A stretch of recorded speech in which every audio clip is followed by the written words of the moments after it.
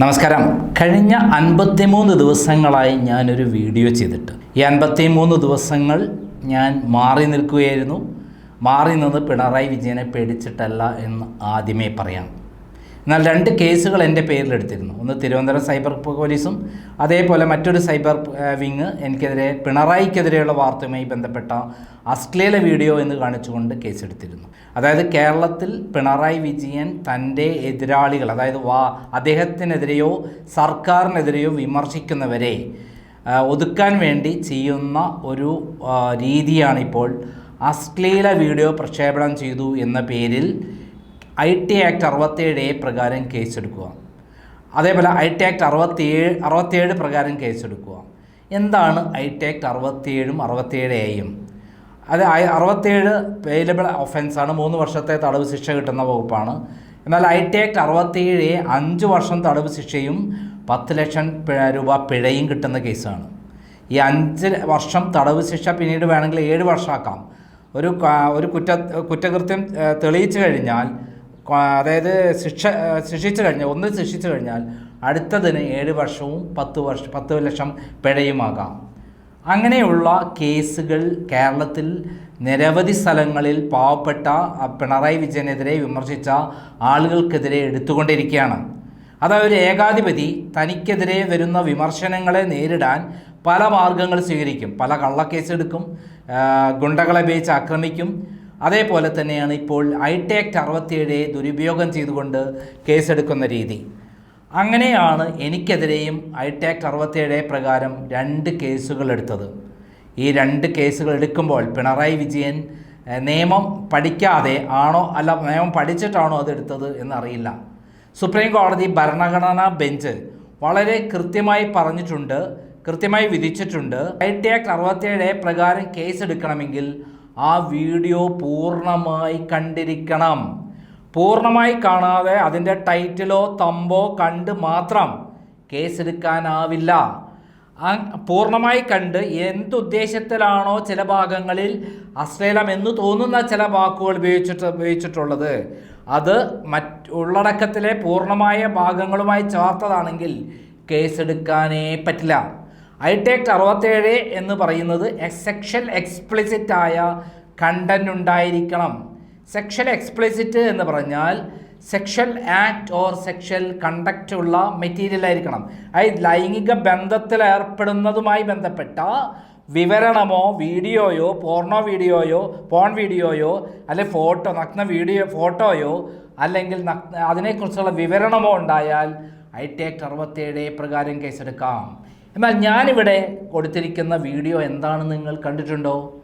അതായത് നമ്മുടെ പ്രിയങ്കരനായ ഉമ്മൻചാണ്ടിയെ സരിതയെ ഉപയോഗിച്ച് കൃത്രിമമായ കെട്ടിച്ചമച്ച ലൈംഗിക ആരോപണങ്ങൾ ഉണ്ടാക്കി അദ്ദേഹത്തിനെതിരെ കള്ളക്കേസെടുത്ത് വേട്ടയാടി പോലീസിനെ കൊണ്ടും ക്രൈംബ്രാഞ്ചിനെ കൊണ്ടും CBI കൊണ്ടും അന്വേഷിപ്പിച്ച് അദ്ദേഹത്തെ വേട്ടയാടി രോഗിയാക്കി, അവസാനം ക്യാൻസർ രോഗിയാക്കി കൊന്നു എന്നുള്ളതാണ് എൻ്റെ വീഡിയോ. അതിന് ഞാൻ കൊടുത്ത ആക്ഷേപഹാസ്യത്തിൽ കൊടുത്തൊരു ടൈറ്റിലായിരുന്നു പിണറായി സരിതാ നായരുടെ പാവാട പൊക്കി ചെയ്തത് ... എന്ന് പറഞ്ഞാൽ കുത്ത് എന്ന് പറഞ്ഞാൽ പൂർണ്ണമായ ഭാഗങ്ങൾ ഉള്ളടക്കത്തിൽ എന്നാണ്.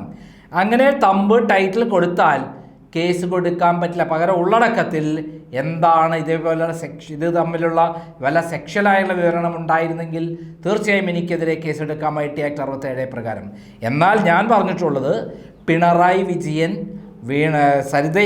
സരിതയുമായും ഗണേശനുമായും ഗൂഢാലോചന നടത്തി. ഗണേശൻ എന്ന് പറയുന്നത് സരിതയുടെ ഇല്ലീഗലായ കുട്ടിയുള്ള ഒരു പിതാവാണ്, മന്ത്രിയാണ്.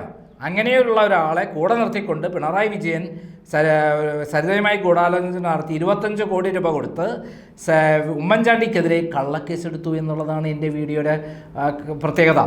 ഇപ്പോൾ എൻ്റെ പ്രിയപ്പെട്ട പ്രേക്ഷകർ കേസിനാസ്പദമായ വീഡിയോ എല്ലാവരും കണ്ടിട്ടുണ്ടോ എന്ന് എനിക്കറിയില്ല.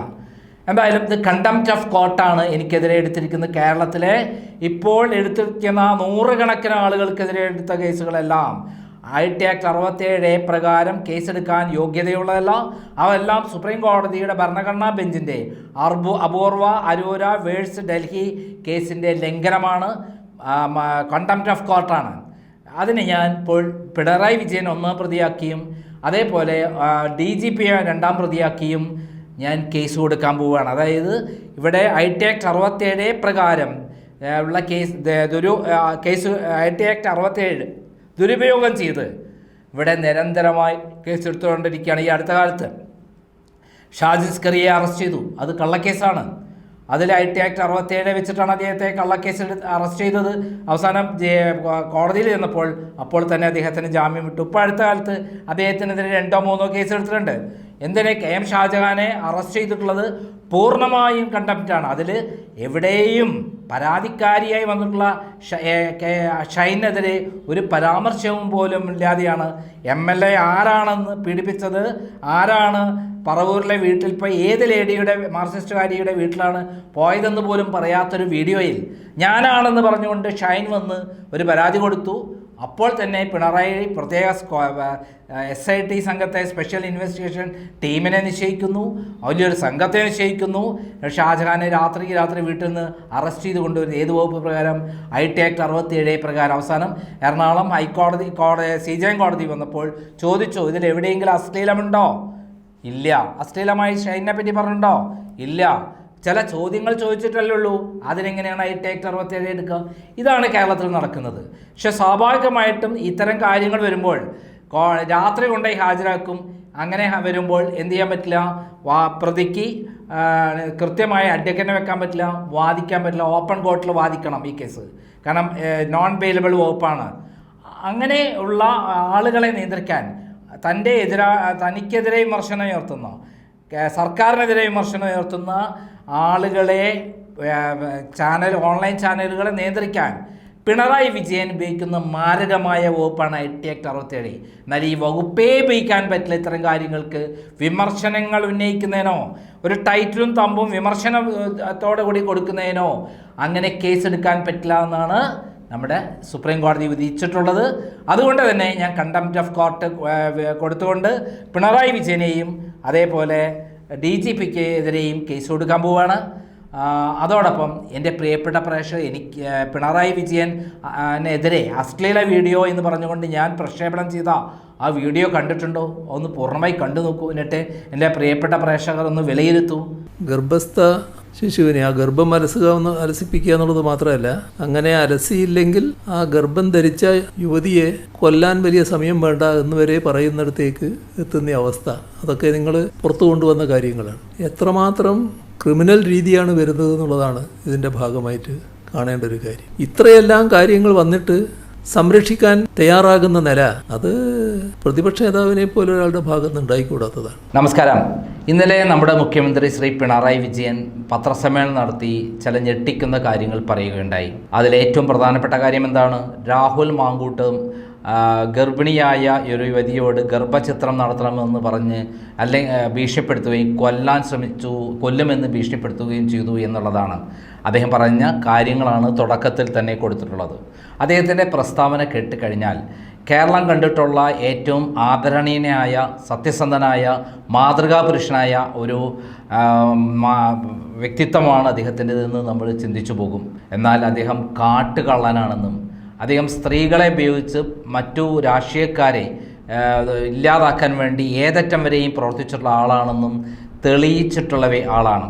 ആളുകളെ കൊല്ലുന്നത് മാത്രമല്ല, ആക്രമിക്കുന്നത് മാത്രമല്ല, തട്ടിപ്പ് നടത്തുന്നത് മാത്രമല്ല, അഴിമതി നടത്തുന്നത് മാത്രമല്ല, കൊട്ടേഷൻ കൊടുക്കുന്നത് മാത്രമല്ല, മാഫിയ തല പ്രവർത്തനം നടത്തുന്നത് മാത്രമല്ല, സ്വർണ്ണക്കള്ളക്കടത്ത് നടത്തുന്നത് മാത്രമല്ല, കോടിക്കണക്കിന് വിദേശത്ത് എത്തിക്കുന്നത് മാത്രമല്ല, അദ്ദേഹം നടത്തിയിട്ടുള്ള ഞെട്ടിക്കുന്ന എതിരാളികളെ കൊല്ലുന്ന കാര്യങ്ങളടക്കം ഞാൻ ജീവിതത്തിൽ കണ്ടിട്ടുള്ള ഏറ്റവും പെരുങ്കള്ളനായ, മാഫിയ തലവനായ ആളാണെന്ന് പറയാൻ പറ്റും. അദ്ദേഹത്തെക്കുറിച്ച് സരിത പറഞ്ഞത് കേട്ടിട്ട് ഞാൻ കൂടുതൽ പറയാം. ആരാണ് സരിത? നമുക്കറിയാലോ, സരിത നായർ. ആദ്യം അവർ പറയുന്നത് കേൾക്കാം. പിണറായി ഒന്നും സപ്പോർട്ട് ഇല്ലാത്തതല്ലേ നമ്മളിങ്ങനെ ജീവിച്ചിരിക്കുന്നേ. നമുക്ക് ചേച്ചി വാർത്ത വായിക്കുമ്പോൾ മനസ്സിലാവുന്നില്ലേ? ഞാനൊരു കാര്യം ചോദിക്കുന്നുള്ളൂ. പിണറായി എന്നെ സപ്പോർട്ട് അല്ലെങ്കിൽ ഇന്നലെ എന്താ വാർത്താ സമ്മേളനത്തിൽ പറഞ്ഞേ? ഇന്നലെ എന്താ കോടതിയിൽ കൊടുത്തേ? എഴുതാവര് പൊളിറ്റീഷ്യൻസ് ആണ്. ഈ പറയുന്നതൊക്കെ നമ്മൾ തമ്മിൽ പറയാം. വാക്കെന്ന് പറഞ്ഞാൽ അവിടോട്ട് പോയാൽ നീ പോ, നിന്റെ പാട്ടെന്നു പറയും. എന്നാ പിടിച്ചോ, മോത്തെറിയുന്ന പോലെ ഇറങ്ങി കഴിഞ്ഞാൽ പിന്നെ സകല വാതിലും കൊട്ടിയടയ്ക്കും. നമുക്ക് അവരെ സോപ്പിട്ടേ നിൽക്കാൻ പറ്റും. നമ്മൾ രണ്ടുപേരും കൂടെ പറയും, നമ്മൾ ഈ ഉദ്യോഗസ്ഥരും നമ്മുടെ അടുത്ത് ഇത് സംസാരിക്കും. അവരുടെ അടുത്ത് പറഞ്ഞ് മനസ്സിലാക്കേണ്ട കാര്യം ഇതാണ്. പൊളിറ്റിക്സ് എന്ന് പറയുന്നത് വേറൊരു ലെവലാണ്, ട്രിക്സ് ആണ് അവർക്ക്. മനസ്സിലാണോ? തന്ത്രം. ആ തന്ത്രത്തിനൊന്നും പറഞ്ഞിട്ട് നമുക്ക് എതിര് പറഞ്ഞ് സംസാരിച്ച് ജയിക്കാൻ പറ്റത്തില്ല. കാരണം നമ്മൾ അവരെ സ്നേഹിച്ച് നിന്നിട്ടേ കാര്യം സാധിക്കണം. എതിരായ എതിരാ. അയാൾ പറഞ്ഞ തോന്നിയ ദിവസം ചേച്ചി കേട്ടില്ലേ? അങ്ങനെ ചോദിച്ചാൽ ചേച്ചി എന്താ ചെയ്യും? ചെരുപ്പൂരി അടിക്കുവോ? അത് നിന്റെ അങ്ങനെയല്ലേ നമുക്ക് ചെയ്യാൻ പറ്റുള്ളൂ. ഇത് പോലീസും CM നേരത്തെ അറിഞ്ഞിട്ടാണ് ഞാൻ അവിടെ പോകുന്നതെന്നും കൂടെ മനസ്സിലാക്കിക്കോ. അത് ചേച്ചിക്ക് അറിയാമോ?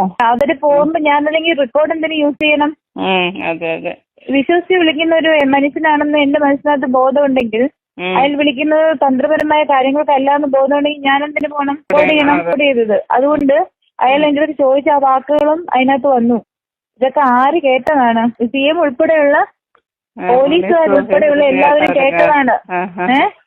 അപ്പൊ ഒരു പെൺ ഒറ്റയ്ക്ക് താമസിച്ച ഇവന്റെയൊക്കെ സ്വഭാവം ഇതാണെന്നല്ലേ പറയുന്നത്? ആണോ? എന്താ വാർത്താ സമ്മേളനം നടത്താത്തത് PC ജോർജ് ഇപ്പം?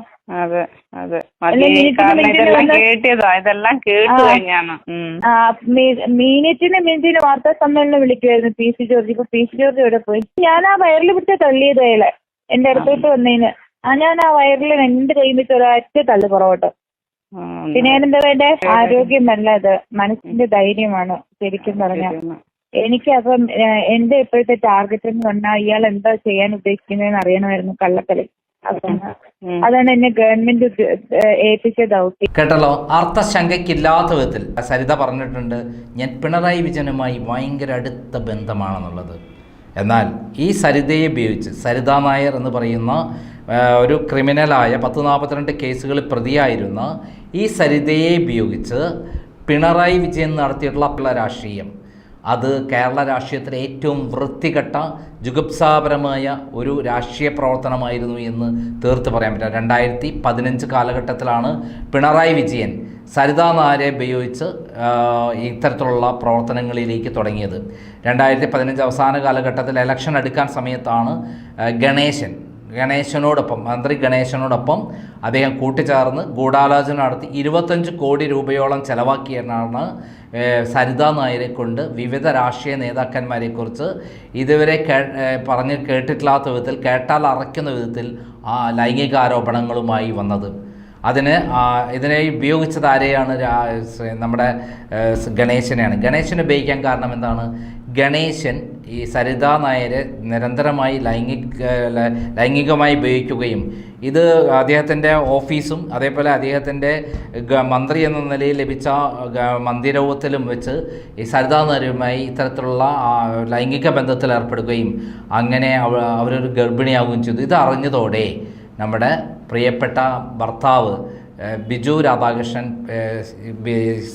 ഗണേശനെ ക്രൂരമായി മർദ്ദിക്കാൻ, മുഖമെല്ലാം തക്കാളി പോലെ വീർത്ത മുഖമായിട്ടാണ് ഗണേശൻ പുറത്തു വന്നത്.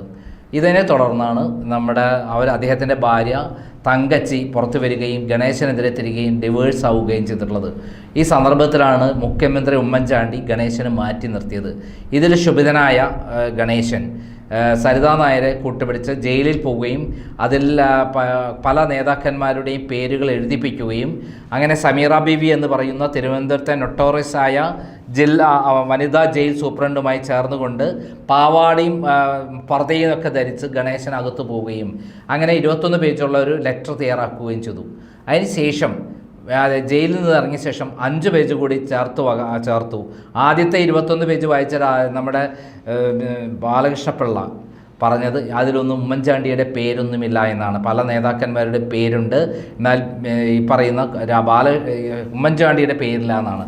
എന്നാൽ വീണ്ടും പിണറായി വിജയനും സരിതയും ഗണേശനും ചേർന്ന് എറണാകുളം ഗസ്റ്റ് ഹൗസിൽ വെച്ച് ഇരുന്ന് ഗൂഢാലോചന നടത്തുകയും അതിൻ്റെ ഭാഗമായിട്ട് പിണറായി വിജയൻ പ്രത്യേകമായി ഉമ്മൻചാണ്ടിയെ പ്രതിയാക്കി, ഉമ്മൻചാണ്ടിയാണ് ക്ലിഫ് ഹൗസിൽ വെച്ച് തന്നെ പീഡിപ്പിച്ചെന്ന കഥയുണ്ടാക്കാൻ ഗണേശനോടൊപ്പം ഗൂഢാലോചന നടത്തി പ്ലാൻ ചെയ്യുകയും അത് 5 പേജിൽ എഴുതി ചേർക്കുകയും ചെയ്തു സരിത. ആ സരിത എഴുതി ചേർത്ത കാര്യങ്ങളിൽ എന്താണ് പ്രധാനമായിട്ടുള്ളത്? ഉമ്മൻചാണ്ടി എന്ന് പറയുന്ന വയോധികനായ നീതിമാനായ കേരളത്തിന് വേണ്ടി എന്നും നന്മ ചെയ്തിട്ടുള്ള മനുഷ്യനെ ഇല്ലാതാക്കണം. അതിന് ക്ലിഫ് ഹൗസിൽ വെച്ച് സരിത നായർ ലൈംഗിക വൈകൃതത്തിന് ഉപയോഗിച്ച ഉമ്മൻചാണ്ടി എന്ന് പറഞ്ഞുകൊണ്ട് ഒരു കഥയുണ്ടാക്കി. അതായത് ക്ലിഫ് ഹൗസിൽ എല്ലാ സമയത്തും ജനങ്ങൾ ഒഴുകിക്കൊണ്ടിരിക്കുന്ന സ്ഥലത്തേക്ക്, ഉമ്മൻചാണ്ടി എന്ന് പറഞ്ഞാൽ അവിടെ ഏറ്റവും ചുരുങ്ങിയ 100-200 പേരുണ്ടാവും, ആ സ്ഥലത്തേക്ക് സരിതാ നായർ വന്ന് ഉമ്മൻചാണ്ടി അവരെ ലൈംഗിക വൈകൃതത്തിന് ഉപയോഗിച്ചു എന്നാണ് പറഞ്ഞത്. വദനസ്വരതം നടത്തി എന്നാണ് പച്ചയായി എഴുതി ചേർത്തിരിക്കുന്നത്. അങ്ങനെ സരിതാ നായർ ഉമ്മൻചാണ്ടിയെ കുറിച്ചുള്ള കഥ ഏഷ്യാനെറ്റാണ് വലിയ എക്സ്പോസ് ചെയ്ത് പുറത്ത് വിടുന്നത്. പിന്നെ തുടർന്ന് എല്ലാ ചാനലും ഏറ്റെടുത്തു. അന്നപ്പോഴേക്ക് മാർക്സിസ്റ്റ് പാർട്ടി കേരളത്തിലെ എല്ലാ സ്ഥലങ്ങളും ബോർഡ് എഴുതി വെച്ചു. ഉമ്മൻചാണ്ടിയെ പറ്റി പറയാൻ പാടില്ലാത്ത വിധത്തിലുള്ള പച്ചയായ തെറികളാണ് എല്ലായിടത്തും എഴുതി വെച്ചത്. അങ്ങനെ കേരളം ഇളക്കി മറിച്ചു. അതായത് സരിതാ നായരുടെ പാവാട പൊക്കി പിണറായി വിജയൻ ചെയ്ത കാര്യങ്ങൾ ഇതൊക്കെയാണ്. അതാണ് പാവാട രാഷ്ട്രീയം എന്ന് പറയുന്നത്. കേരളം കണ്ടിട്ടുള്ള ഏറ്റവും വലിയ അധമ രാഷ്ട്രീയമായിരുന്നു. അതോടൊപ്പം തന്നെ 21 പേജിൽ ഹൈബീഡൻ്റെ പേര് എഴുതി വെച്ചു, KC വേണുഗോപാലിൻ്റെ പേര് എഴുതി വെച്ചു, അനിൽകുമാറിൻ്റെ പേര് എഴുതി വെച്ചു. അങ്ങനെ കാണുന്നവരുടെ എല്ലാം പേരെഴുതി വെച്ചു. അതിലൊരാളുണ്ട് വേറെ, ADGP അജിത് കുമാർ. ADGP അജിത് കുമാറിനെ ക്യാമ്പ് ഹൗസിലേക്ക് സ്ഥിരമായി സരിതാ നായരെ കൊണ്ടുവരികയും അവിടെ വെച്ച് ലൈംഗികമായി ഉപയോഗിച്ചു എന്നാണ് സരിതാ നായർ പരാതിയിൽ കൃത്യമായി എഴുതിയിട്ടുള്ളത്. അങ്ങനെ മൊത്തത്തിലെടുത്ത് നോക്കിക്കഴിഞ്ഞാൽ കേരള രാഷ്ട്രീയം കണ്ടിട്ടുള്ള ഏറ്റവും വലിയ ക്രിമിനലായി മാറി പിണറായി വിജയൻ. അദ്ദേഹം TP ചന്ദ്രശേഖരൻ്റെ കൊന്നിട്ടുണ്ട്, എനിക്ക് കൊട്ടേഷൻ തന്നിട്ടുണ്ട്, അതേപോലെ നിരവധി ആളുകളെ കൊന്നിട്ടുണ്ട്, അതേപോലെ സ്വർണ്ണക്കള്ളക്കടത്ത് നടത്തിയിട്ടുണ്ട്, അതെല്ലാം ഉണ്ട്. അദ്ദേഹത്തെക്കുറിച്ച് തന്നെ പരാതിയുണ്ട്. അദ്ദേഹം മുമ്പ് SFI നേതാക്കാരനോട് വളരെ മോശമായി പെരുമാറി എന്ന് പറഞ്ഞ ഒരു പരാതി ഉണ്ടായിരുന്നു. ആ SFIക്കാരൻ കൊടുത്ത പരാതി MM ലോറൻസ് ആണ് അന്വേഷിച്ചിരുന്നത്. MM ലോറൻസ് അന്വേഷിച്ച് പറഞ്ഞെന്താണെന്നറിയാമോ? സംഭവം നടന്നു, എന്നാൽ ഞാൻ അതിനെ ഇല്ലാതാക്കി. SFIക്കാരനോട് പറഞ്ഞ് അങ്ങോട്ടും ഇങ്ങോട്ടും ഇല്ല, ആ പരാതി ഇല്ലാതാക്കി. ഇത് ഞാൻ അറിയുന്നത് എങ്ങനെയാണ്? MM ലോറൻസും PT തോമസ് എൻ്റെ വീട്ടിൽ വന്നിരുന്നു. വീട്ടിൽ വന്നപ്പോൾ ഇവർ രണ്ടുപേരും കൂടെ സംസാരിക്കുന്ന സമയത്ത് ഞാൻ ഇടപെട്ടു. അപ്പോൾ PT തോമസ് ചോദിച്ചു, ഇങ്ങനൊരു പരാതി ഉണ്ടായിരുന്നല്ലോ പിണറായിയെക്കുറിച്ച്, എന്തായി ലോറൻസ് ചേട്ടാന്ന് ചോദിച്ചപ്പോൾ അത് തമാശ രൂപത്തിൽ അന്ന് ഞാൻ അത് ഒതുക്കി കൊടുത്തു, അല്ലായിരുന്നെങ്കിൽ പിണറായി വിജയൻ പിന്നെ പുറത്തിറങ്ങുമായിരുന്നില്ല, അദ്ദേഹത്തിൻ്റെ രാഷ്ട്രീയ ഭാവി ഇല്ലാതാകുമായിരുന്നു. ഞാൻ തന്നെ 2005 ഫെബ്രുവരി ലക്കത്തിൽ പ്രസിദ്ധീകരിച്ച എന്താണ്, ശോഭ എന്ന് പറയുന്ന പെൺകുട്ടിയുമായിട്ടുള്ള അദ്ദേഹത്തിൻ്റെ ബന്ധങ്ങളെക്കുറിച്ചിട്ടാണ് ഞാൻ പ്രസിദ്ധീകരിച്ചത്. അത് വലിയ കോളിളക്കം ഉണ്ടാക്കിയ ഒരു കാര്യമാണ്. TN സീമയുടെ സഹോദരൻ്റെ ഭാര്യയാണ് ഈ പറയുന്ന ശോഭ. അപ്പം നമ്മൾ മനസ്സിലാക്കേണ്ട ഒരു കാര്യം, കേരള രാഷ്ട്രീയത്തിൽ ഈ ലൈംഗിക ആരോപണങ്ങൾ ഉപയോഗിച്ച് എതിരാളികളെ ഇല്ലാതാക്കാൻ വേണ്ടി ശ്രമിച്ചിട്ടുള്ള ഏറ്റവും ഭീകരനായ മനുഷ്യൻ ആരാണെന്ന് ചോദിച്ചാൽ പിണറായി വിജയൻ. ഏത് വഴി സ്വീകരിച്ചും എതിരാളികളെ നശിപ്പിക്കുക, അധികാരം പിടിച്ചെടുക്കുക എന്നുള്ളതാണ് തന്ത്രം. ഇതേപോലെ തന്നെയാണ് ഇപ്പോൾ രാഹുൽ മാങ്കൂട്ടത്തിനെതിരെയുള്ള ആരോപണങ്ങളും പിണറായി വിജയൻ തന്നെയാണ് അതിൻ്റെ പിന്നിലുള്ളതെന്ന് വളരെ കൃത്യമാണ്. കുറച്ച് പണം കൊടുത്താൽ എന്തും പറയാൻ കഴിവുള്ള ചില സ്ത്രീകളെ കിട്ടിക്കഴിഞ്ഞാൽ എന്ത് വൃത്തികേടും വിളിച്ചു പറയാൻ കഴിയും എന്നുള്ളതിൻ്റെ ഏറ്റവും വലിയ തെളിവാണ് ഇപ്പോൾ ഉണ്ടായിട്ടുള്ള ആരോപണം. ഒരു പരാതിക്കാരൻ പോലും ഇതുവരെ ഉണ്ടായിട്ടില്ല. എന്നാൽ ഏതോ ആൾ കൊടുത്ത പരാതിയിൽ ഒരു ക്രൈംബ്രാഞ്ച് കേസെടുത്തിരിക്കുന്നു. എന്നിട്ട് 2 പേർ തമ്മിലുള്ള സംഭാഷണം എന്ന പേരിൽ അവിടെ വൈകൃതങ്ങളിലുള്ള കാര്യങ്ങൾ കേസിനാസ്പദമാക്കിയിരിക്കുന്നു. 2 പേർ തമ്മിലുള്ള സംഭാഷണങ്ങൾ, സ്വകാര്യ സംഭാഷണങ്ങൾ ഒന്നും എടുക്കാൻ പറ്റില്ല. എത്രയോ വിധികളുണ്ട്. പരസ്പരമുള്ള അറിവോടുകൂടിയ ലൈംഗിക ബന്ധങ്ങൾ കുറ്റകരമല്ല എന്ന് പറഞ്ഞിട്ട് എത്രയോ വിധികൾ വന്നു കഴിഞ്ഞു. സുപ്രീം കോടതി തന്നെ ഉണ്ട്. അത്തരം സന്ദർഭത്തിലാണ് 2 പേർ തമ്മിലുള്ള സംഭാഷണങ്ങൾ ഉപയോഗിച്ച് അദ്ദേഹത്തിനെതിരെ കേസെടുത്തിരിക്കുന്നത്. എന്നാൽ ആദ്യം കേസെടുക്കേണ്ട ആർക്കെതിരെയാണ്? ഉമ്മൻചാണ്ടിക്കെതിരെ കള്ളപ്പരാതി ഉണ്ടാക്കിയ, ഹൈബീഡനെതിരെ കള്ളപ്പരാതി ഉണ്ടാക്കിയ, അതേപോലെ KC വേണുഗോപാലിനെതിരെ കള്ളപ്പരാതി ഉണ്ടാക്കിയ, അതേപോലെ അടൂർ പ്രകാശിനെതിരെ കള്ളപ്പരാതി ഉണ്ടാക്കിയ, അതേപോലെയുള്ള ആളുകൾക്കെതിരെ കള്ളപ്പരാതി ഉണ്ടാക്കിയ പിണറായി വിജയനെതിരെയാണ് കേസെടുക്കേണ്ടത്. അദ്ദേഹം മാന്യനാണെങ്കിൽ എന്താണ് ചെയ്യേണ്ടത്? ഗണേശൻ സരിതാ നായരുടെ കുട്ടിയുടെ പിതാവാണെന്ന് കൃത്യമായി എസ്റ്റാബ്ലിഷ് ചെയ്തൊരു കാര്യമാണ്. അങ്ങനെയുള്ള ഗണേശനെ പിടിച്ച് പുറത്താക്കാത്തത് എന്താണ്? എന്തുകൊണ്ടാണ് മുകേഷിനെ പിടിച്ച് പുറത്താക്കാത്തത്? എന്താണ് കടകംപള്ളിയെ പിടിച്ച് പുറത്താക്കാത്തത്? എന്തുകൊണ്ടാണ് തോമസ് ഐസക്കിനെ പിടിച്ച് പുറത്താക്കാത്തത്? ഇങ്ങനെയുള്ള ആളുകളെ ഒന്നും പിടിച്ച് പുറത്താക്കാതെ P ശശിയെ പോലുള്ള ആഭാസന്മാരിൽ, ലൈംഗിക ആഭാസന്മാരെ, പെൺപിടിയന്മാരെ ഓഫീസിൽ ഇരുത്തിക്കൊണ്ടാണ് പിണറായി വിജയൻ ഭരണം നടത്തുന്നത്. നമുക്ക് ഏറ്റവും അധികം പ്രധാനപ്പെട്ട ഒരു കാര്യമെന്ന് പറയുന്നത് ഈ ഉമ്മൻചാണ്ടിയെ ഈ പറയുന്ന നേതാക്കന്മാർക്കെതിരെ ആദ്യം പോലീസിനെ ഉപയോഗിച്ചു. പിണറായി വിജയന് ഏറ്റവും വിശ്വസ്തരായ പോലീസ് ഉദ്യോഗസ്ഥന്മാരെ കൊണ്ടാണ് ആദ്യം അന്വേഷിപ്പിച്ചത്. എന്തെങ്കിലും കിട്ടിയോ? രണ്ടാമത് ക്രൈംബ്രാഞ്ചിനെ കൊണ്ട് അന്വേഷിപ്പിച്ചു. ഇദ്ദേഹത്തിനെ വേട്ടയാടുന്നതിൻ്റെ ഭാഗമായിട്ട് അതൊക്കെ ചെയ്തത്. എന്നിട്ട് എന്തെങ്കിലും കിട്ടിയോ? അവസാനം CBI അന്വേഷണം നടത്തി. എന്നിട്ട് എന്തെങ്കിലും കിട്ടിയോ? CBI അന്വേഷണം നടത്തി അവസാനം ക്ലോസ് ചെയ്യുമ്പോഴേക്ക് ആർക്ക് അസുഖം പിടിപെട്ടിട്ടുണ്ട്? ഉമ്മൻചാണ്ടിക്ക് വളരെ ഭീകരമായ രൂപത്തിൽ രോഗം പിടിപെട്ടു, ക്യാൻസർ ബാധിച്ചു, അദ്ദേഹം പൂർണ്ണമായി മരണപ്പെട്ടു. അദ്ദേഹത്തിൻ്റെ മരണം വരുമ്പോൾ അദ്ദേഹം കുറ്റക്കാരനായിരുന്നില്ല. അദ്ദേഹം തെളിഞ്ഞ സത്യസന്ധനായ നീതിമാനായിട്ടാണ് അദ്ദേഹം മടങ്ങിപ്പോണത്. പക്ഷേ അദ്ദേഹത്തെ വേട്ടയാടി ഇല്ലാതാക്കിയതാരാണ്? ലൈംഗികാതിക്രമ പരാതി ഉണ്ടാക്കിയവരാണ്. അതിൽ ഒന്നാം പ്രതിയാണ് പിണറായി വിജയൻ. പാവാട രാഷ്ട്രീയത്തിൽ ഏറ്റവും ആദ്യം കേസെടുക്കേണ്ടത് പിണറായി വിജയനാണ്.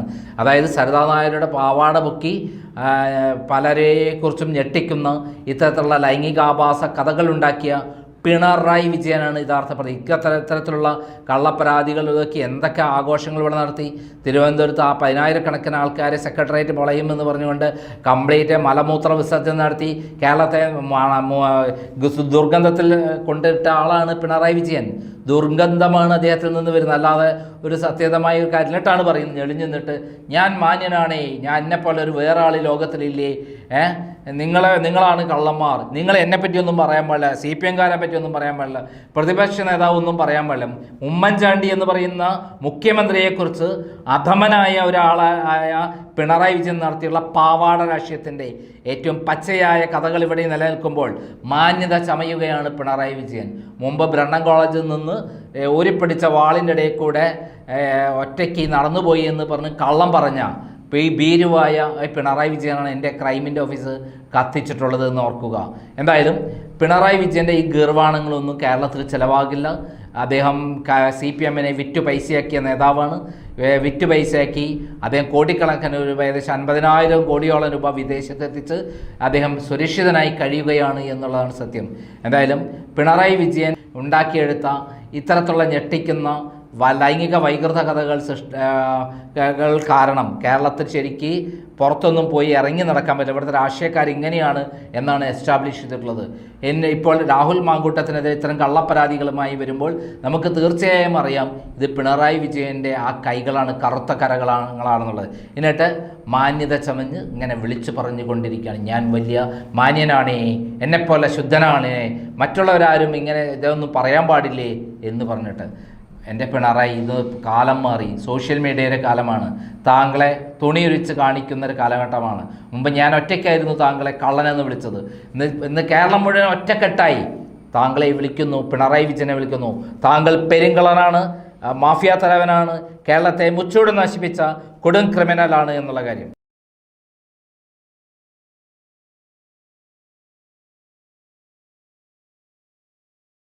ഈ വീഡിയോ കണ്ടല്ലോ, ഇതിനെക്കുറിച്ച് പ്രേക്ഷകരുടെ അഭിപ്രായം നിർബന്ധമായും പറയണം.